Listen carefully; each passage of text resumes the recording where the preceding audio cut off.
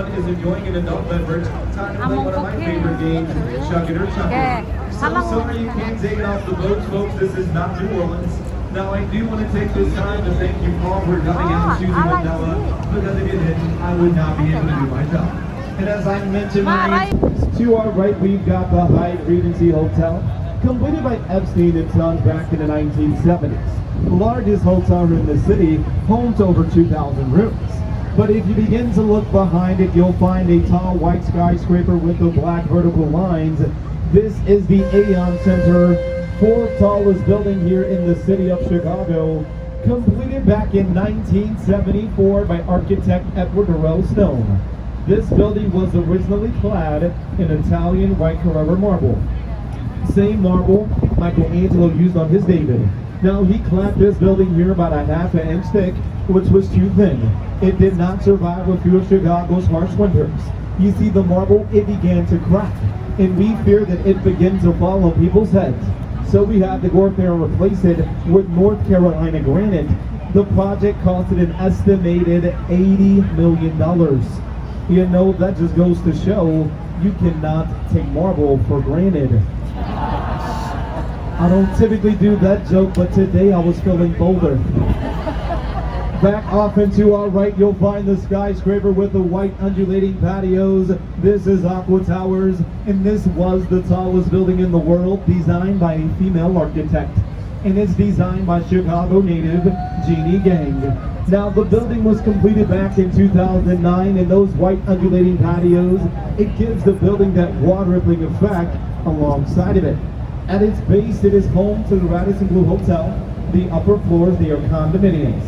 The penthouse of Aqua Towers was once owned by Lady Gaga. After the break, we'll find the Swiss Hotel, completed by architect Harry Reese. Now, he loved the maritime theme, he loved to sail. He designed this building here to look like the bow of a ship. But you cannot miss the next building that has just been completed with the beautiful turquoise glass. This is known as the St. Regis. It has taken the place of the third tallest building here in the city of Chicago. It's also taken the place of my personal favorite building here in the city. And it's once again designed by Chicago native Jeannie Gang. She has outdone herself for the tallest building in the world, designed by a female architect. Ladies and gentlemen, if you look up, you'll notice they have taken out the 81st to 83rd floor. They're going to leave this completely open. This will now be what's known as a flow-through floor. They're going to allow the wind to blow through that floor to alleviate the wind stress in the tallest stack here, so it does not sway so much. If you look just one step down to its left, at the second tallest stack, the penthouse of it is just sold for $20 million. I believe the guy who just purchased it, he wants to have the highest swimming pool in North America. The building to the right of St. Regis is a private school, Jim's Academy, K-12. Tuition for your kindergartner will only cost you about $35 grand a year. Now, we've been cruising on the Chicago River for about 5 minutes now, so I've got to let you know this happens to be one of the only bodies of water that's had its direction of flow be reversed. You see, the river, it used to flow east of where we're heading now into Lake Michigan, and now flows west. Why do we change this? Well, back in the 1800s, we were polluting the river very poorly. We were the meat stocking capital of the world, just to throw something out there. You see, we were throwing everything into the Chicago River. Meat carcasses, waste, paints, water is led to the river. It's a process of two gates never open at the same time, a riverside and a lakeside gate. Now, the Chicago lock is open 24/7, 365, completely free to use, open on demand. You can be a kayak at 3 in the morning, they will open these gates for you. Now, ladies and gentlemen, if you look in front of a boat, you'll notice that the riverside gates, they have cracked open, and you'll be able to notice.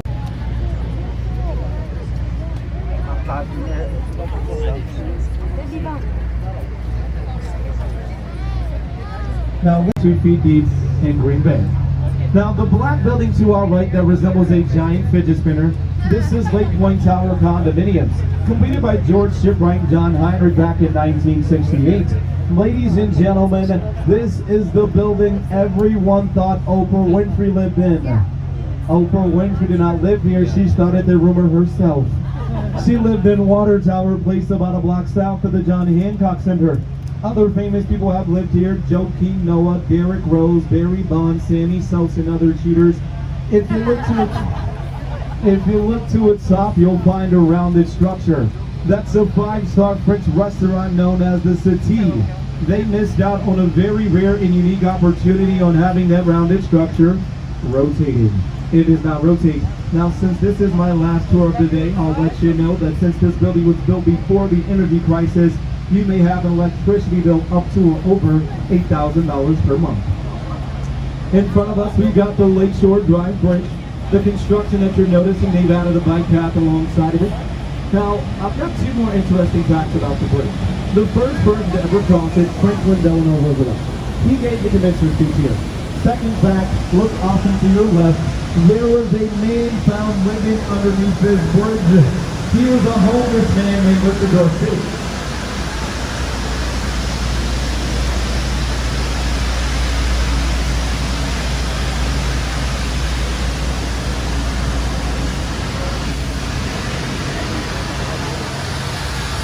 Now, he was a homeless man named Richard Dorsey.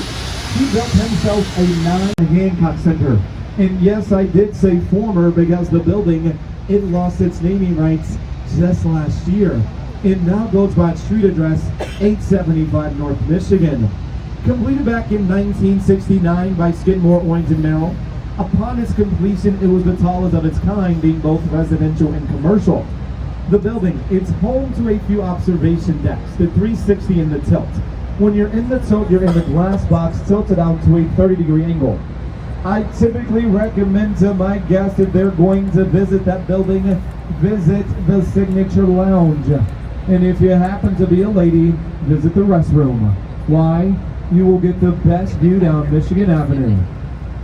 The green glass building to our right is the Sheraton Hotel. Completed by Solomon, Corwell & Binns back in 1992. Yes. It's the 4th largest hotel here in Chicago. It's one of many buildings that has that green glass paying homage to the color of the river. This is where all of the presidents stay when they are visiting the city of Chicago. It's most easily blocked off from public access. It's also home to a ballroom that's about 40,000 square feet. That's the size of a football field. Can host a party of about 4,000 people here. As we're passing it, look to our soft right out there in the distance. You're noticing a building that has an onion-shaped dome on its top. That's the Hotel Intercontinental, completed by architect Walter Allschlager back in 1924. When the building first opened, it was home to the Medina Men's Club. A famous Olympian used to work out or train here, Johnny Weissmuller, the first Tarzan. Now, to the right of that onion-shaped dome, you're noticing the structure. That's known as a parapet. We're going to use it to load and offload airships, and then the Hindenburg happened. But if you've ever visited Rockefeller Center in New York City, directly to our right, you'll find the centerpiece. This is our NBC Tower, completed by Skidmore, Owings & Merrill. Now, the green glass building is the Bleacher Center, the University of Chicago's downtown campus, completed by architect Kirk Lohan. This building is home to 27 classrooms, all that we cannot see. That's because they're all behind the stone walls on the west side of the building. When we asked architect Dirk Lohan why he built the building this way, he replied, students should not be gazing outside the windows, they should be inside studying and learning. Now, he may have been on to something because the school has produced over 90 Nobel Prize winners, second only to Harvard. If you have an Apple iPhone, feel free to take your phone down, take a photo of the Apple Store coming up to our right. Completed by a British architect, his name's Sir Norman Foster. From his top perspective, it is set to resemble a MacBook. Now, this Apple Store is conveniently located in a place where you can buy your Apple phone and drop it in the river the same day. But I do want to look back off and to our left and talk a little bit more about the London Guarantee and Accidents building. I want to mention the style of architecture that it's designed in. It's designed in the French Beaux-Arts style of architecture. French Beaux-Arts buildings typically have a decorated base, a stack of floors, and a decorated top. After passing the bridge, we'll look to the right of it, noticing the London House. It's a boutique hotel added on a few years ago by Geshen Partners. It's named London House because at the base of the London Guarantee and Accidents building, there's a jazz nightclub with the same name. But the next building we'll talk about, it's the second tallest here in the city of Chicago, Trump International Hotel and Tower, completed by architect Adrian Smith back in 2009. The building stands at 1,362 feet tall, homes of 472 condominiums, a 5-star restaurant, and a 5-star hotel. Now, if anyone here has ever heard of the tallest building in the world, the Burj Khalifa, that building stands at 2,722 feet tall. If you look to the top of Trump Towers, stack another Trump Towers on top of it. This will equal the same height of the Burj Khalifa. Architect Adrian Smith, he designed both of the buildings. Trump Towers, as I mentioned, it was home to about 472 condominiums. The penthouse here sold just last year for about $17 million. To a family in the suburbs, it's their second home. If anyone here has ever seen the film The Dark Knight, and you remember that ending fight scene with the Joker in the building that is still being constructed, it's happening at Trump Towers. Now, the black box structure, this is AMA Plaza, formerly known as the IBM building. Completed by a German architect back in 1971, his name, Mies van der Rohe. The building is completed in his international style of architecture. He believed there should be zero ornamentations alongside his buildings. His philosophy, less is more. The only ornamentation for this building is the IBMs. But if you have your cameras out, in front of us you'll find the two most photographed buildings in the city of Chicago. This is Marina City, or known by their nicknames, the Corn Cob of the Midwest. Completed by a student of Mies van der Rohe, his name Bertrand Goldberg. He did not agree with the less is more philosophy. He believes since there are no right angles in nature, there should be none in architecture. We're not going to find any right angles in the two buildings here. Now, when Bertrand Goldberg was going to construct these two buildings, Mies van der Rohe called him and he asked, "Are you seriously going to put these two buildings up next to mine?" He replied, "Yes." And this was the last they ever spoke to each other. When you walk into your apartment here, it's extremely narrow. Widens as you walk throughout the apartment, shaped sort of like a piece of Briar pizza. Each floor connected to a central stem, think of petals on a flower. When the buildings first opened, they were thought to be a city within a city, having their own ice skating rink, bowling alley, movie theater, grocery store, even the private marina that we just passed. If you've ever seen the films, The Blues Brothers, and Steve McQueen's last film, The Hunter, they were filming. That 1979 Pontiac was driven off the 17th floor into the Chicago River. Speaking of the river, I know a lot of people typically tend to think that this river is green due to the fact that we died on St. Patrick's Day. This is not the case. The Chicago River is green because this is a clay-based river and it mixes with the lake water and algae. When dyeing the river green on St. Patrick's Day, we use 40 pounds of vegetable dye. It turns the river a bright jelly green. The color of the dye happens to be orange and it lasts about 3 or 4 days. Now, the Redbird building, this is the Reed Murdoch Center, completed by George Nimitz back in 1914. Now, the building sheathed in that red brick, at the top you'll find some terracotta ornamentations of wheat. If you are looking at the building completely, it does look asymmetrical. This was not always the case. You see, they needed to knock out one of the West Side bays here to make room for the expansion of the LaSalle Street Bridge. The building was originally home to a warehouse, now home to 2 restaurants, condominium office space, Whirlpool, and Encyclopedia Britannica.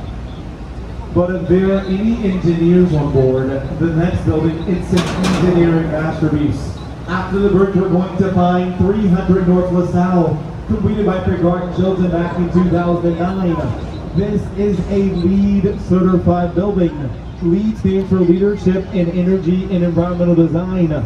This building here, it holds a platinum rating. That is the highest award that the building can achieve. Basically like winning an Academy Award for a building. Now it also has a green roof, which mitigates rainfall, has plants, trees, and vegetation. Chicago has more green buildings than any other city in the United States.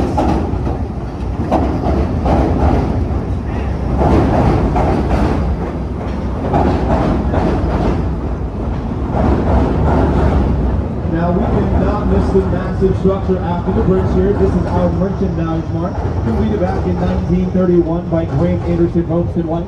The building's designed in the Art Deco style of architecture. Art Deco buildings typically have the geometrical ornamentations, vertical lines working your eyes up and set back to the top. Now, this was the largest concrete structure in the world when it opened. Today, it's only second to what building? The Pentagon is correct. The building sits on 5 city blocks. It is 4.25 million square feet of space. Up into the year 1996, the building had its own zip code. Now, the building was originally used to consolidate 14 of Marshall Field's warehouses, now home to over 500 showrooms for accessory inventory and furniture wholesale.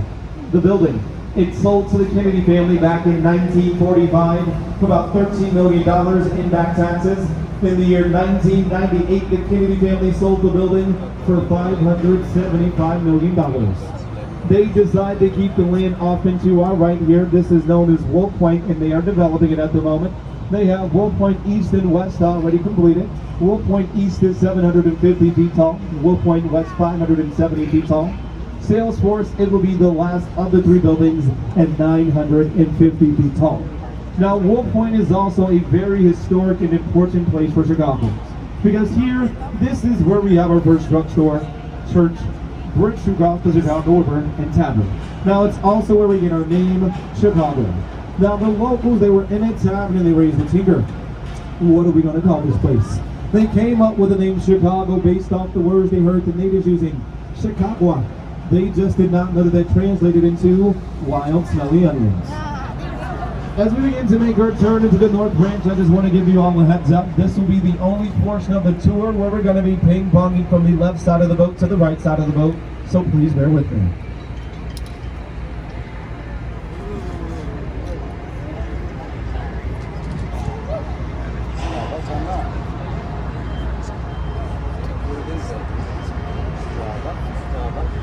Now, I want to start you off with the white building to our left. This is Residence at Riverbend, completed by James DeStefano back in 2001.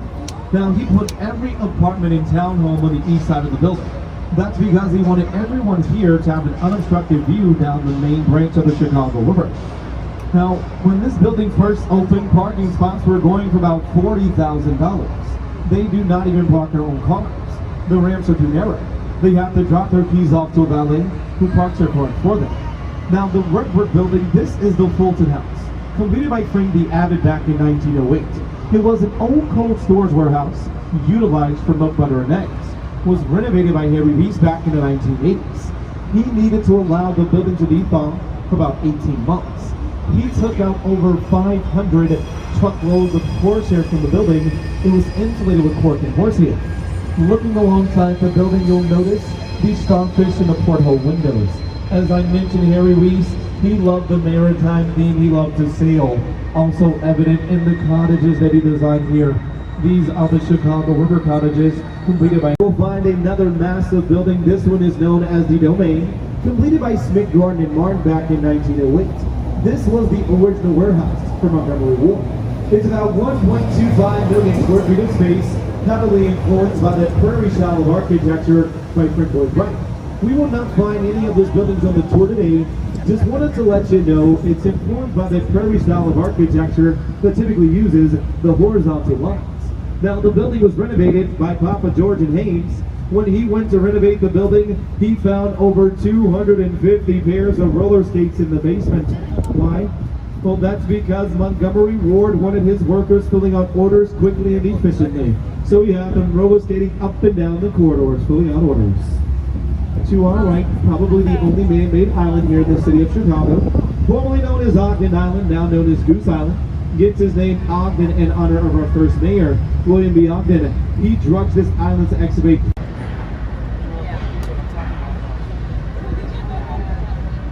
Ladies and gentlemen, I visited a lot of different cities all throughout the country and around the world.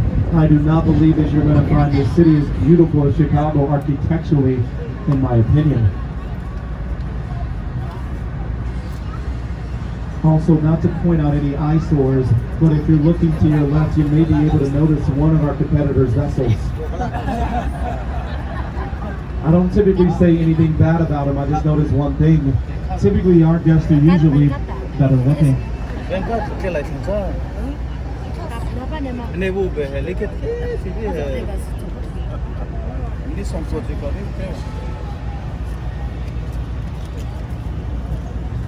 Once you're done taking your photo, journey back off into our direct right. This beautiful glass structure is River Point. Opened 4 years ago in 2017. It's another LEED certified building, certified gold, made of about 55% recycled materials. But you may have noticed that the next building, it looks like it's been built upside down.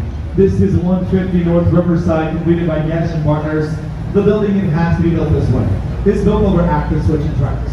Now, if you take your cameras out and you look up, you can take a photo of yourself in the reflection of the building. That's pretty unique.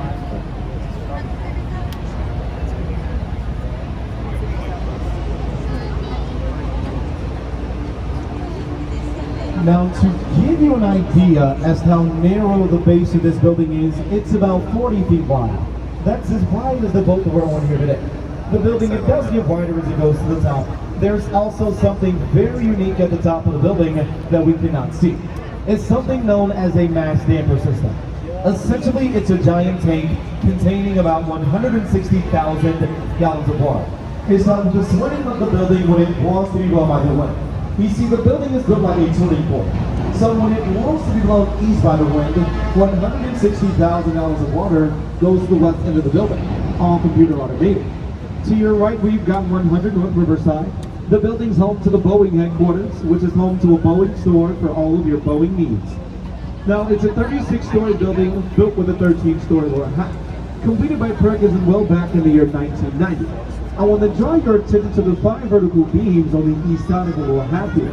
That was keeping this east side structurally supported. Once we pass the bridge, this will be one of the few times during the tour when I will ask for you to turn around. You'll notice that the south and west side corners, they are not being supported by any beams. They're being supported by these white X bracings at the top, which are known as trusses.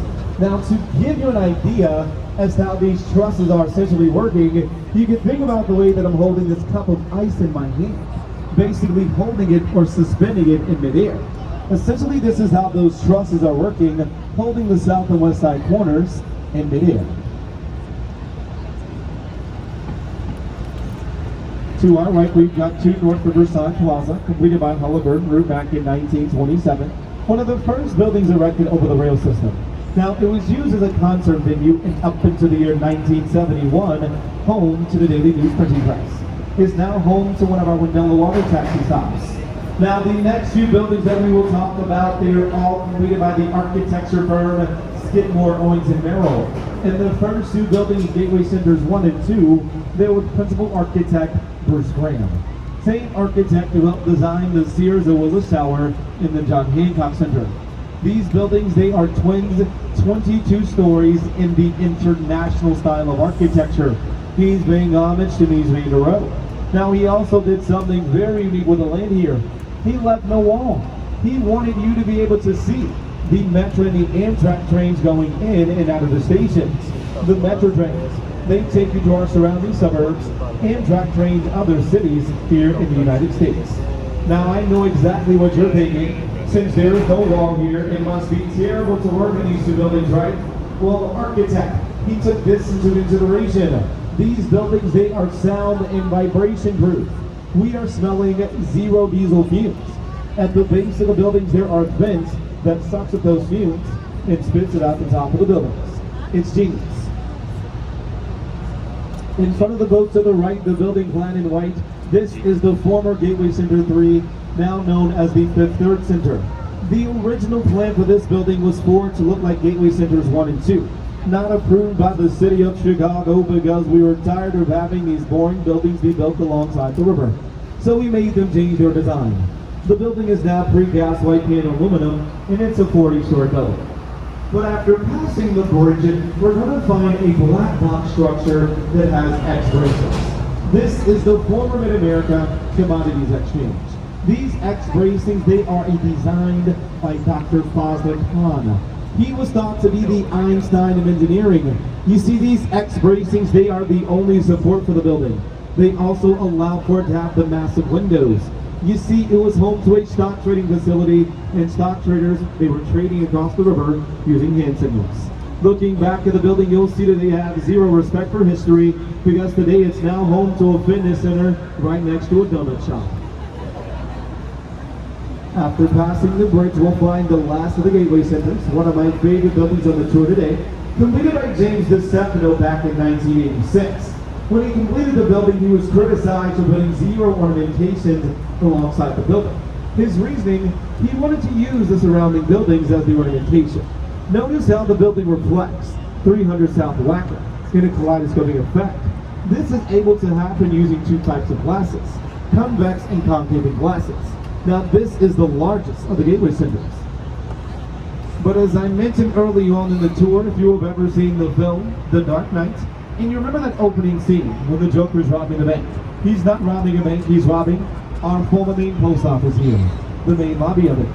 Completed by Grant Anderson Robeson White back in 1933.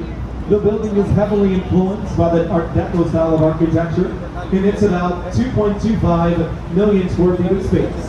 Why do we need such a massive post office? Well, we're home to major catalog companies, Sears and Roebuck, Spiegel, Montgomery Ward. Unfortunately, the building has been abandoned since the year 1996. But about 10 years ago, a British developer, he invested about $50 million into the building. Had huge plans for it, but nothing ever happened, so he eventually sold it back to the city. It's currently undergoing renovations. Here by architect Raphael Vanoli. It's 892 feet tall, making it the tallest residential building in the United States, home to over 800 apartments, with a 560 square foot studio, starting you out at about $1,800 a month, the Penthouse 25 brand. Ladies and gentlemen, I was just helping one of my best friends move into the building. I was able to find out on the first floor they want to try out having studio apartments that are about 260 to 300. Are you sure? If you do not get them right, you cannot leave the boat. You gotta help me clean up, sir. Maybe. This is true. All right, next question. What country produces the most coffee? Brazil is correct. You got it at the same time. Oh, you know each other. Next question. What country consumes the most chocolate per capita? Not Sweden, not Belgium, not the US. Switzerland is correct. Switzerland is correct. You're doing well, but this is when things start to get strange. McDonald's, they started right here in Des Plaines, Illinois. Typically the arches for McDonald's, they are yellow. In what city in the US are they not yellow but green? Sedona. Sedona, Arizona is correct. All right. Why to match the landscape?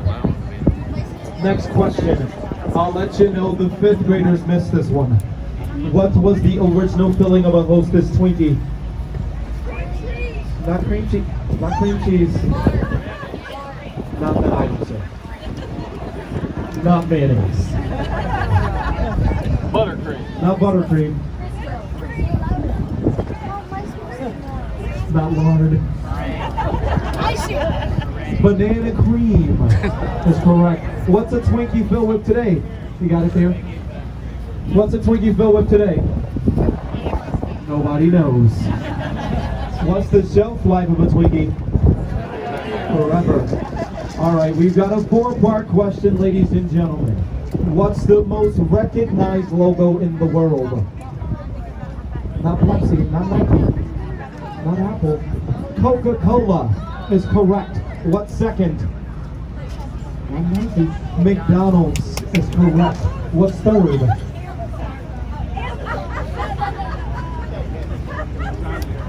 Not John Deere. Not Ford. Not Disney. It's on your shoes. Nike is correct. What's fourth? It's on your phone. Apple is correct. A few more questions, and if you get them right, you get to get off of the boat. Next questions. What state has produced the most astronauts? Ohio is correct. For some reason, everyone wants to leave Ohio. Not sure why. The state of Illinois has produced 4 presidents, but only one was born here. What's his name? Not Grant, not Lincoln, not Cleveland, not Obama. He's from Hawaii. Ronald Reagan is correct. Dixon, Illinois. What state has produced the most presidents? Ohio. Ohio. Virginia is correct. How do you know that? Nice. You're from Virginia? That's cheating.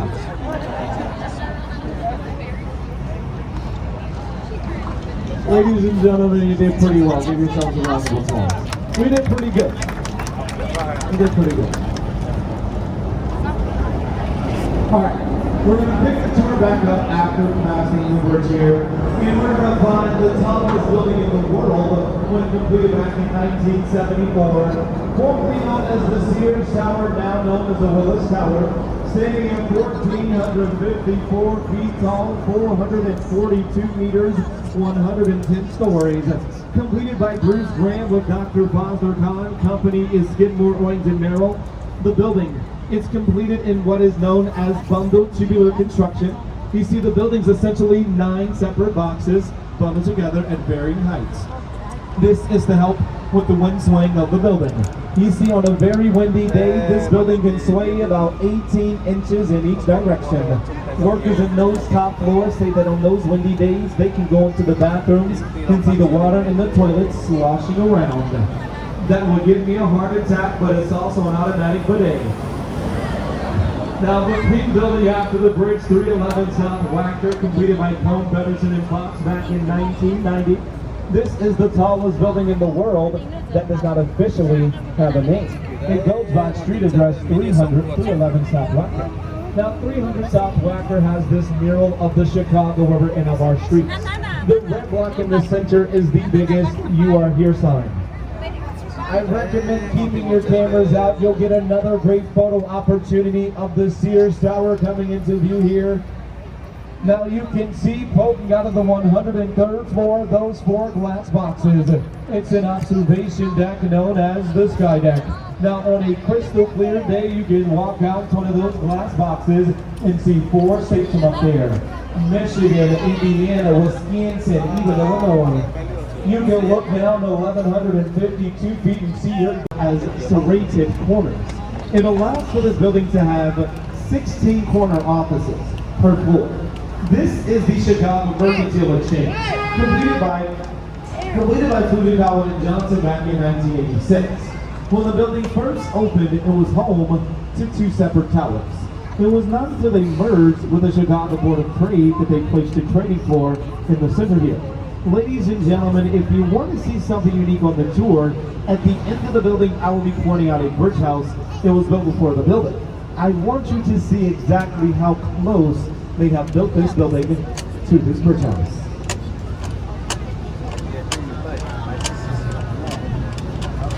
So ladies and gentlemen, you can see that the building is only inches away from the bridge house. That's some fine engineering, if you ask me.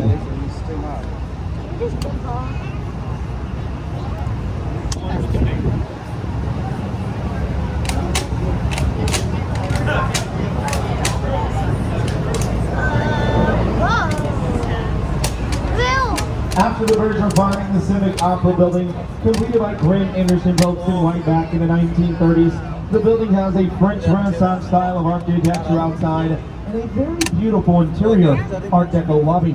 It's home to our Lyric Opera company here in the city, and the faces that we are seeing, they are tragedy and comedy. As we are beginning to pass the building, I do have to talk about a very well-known legend that goes along with it here in the city of Chicago. Now, there's a man named Samuel Insull, and he invested a lot of his fortune into this building. That's because he had himself a mistress who was an opera singer in New York City. She was no good there in New York, did not want her. He said, come to the city of Chicago, I'll build your own opera house. The year is 1930. He invested about $18 million of his own funds into this building. When she comes to the city of Chicago, she's still no good. Stock market crash in just a few short years, he lost all of his fortune, including his mistress. If you want to turn around and look back at the building, you'll notice how it resembles a giant high-back armchair. It has the nickname Insull's Throne. Notice how it is facing west and the back of it east, turning its back on New York, like New York did its mistress. The building to our right was completed by the same architecture firm who designed 150 North Riverside, the upside down building. You'll notice that they both have the pretty narrow bases. This one has the 3 tridents. It's a 40-story building and features what's known as a pocket park. After passing the bridge, we're going to find a pretty important piece of history off to the right side of the boat. And no, I am not talking about the Starbucks. I'm talking about the red brick building. This is the Great Lakes building completed by Halliburton Roche back in the year 1912. 1871, Columbian's Exposition of 1893, in the Century of Progress Fair of 1933. We've begun the docking process, so I just want to have everyone remain seated.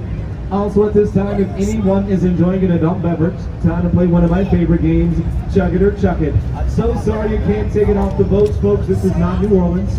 Now I do want to take this time to thank you all for coming out choosing Wendella, because if you didn't, I would not be able to do my job.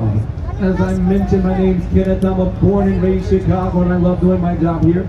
I'll be the first person off of the boat at the base of the ramp to answer any last-minute questions that you may have. So on behalf of the captain, the crew, the entire Wendella family, thank you. Enjoy the rest of your stay here in the city of Chicago.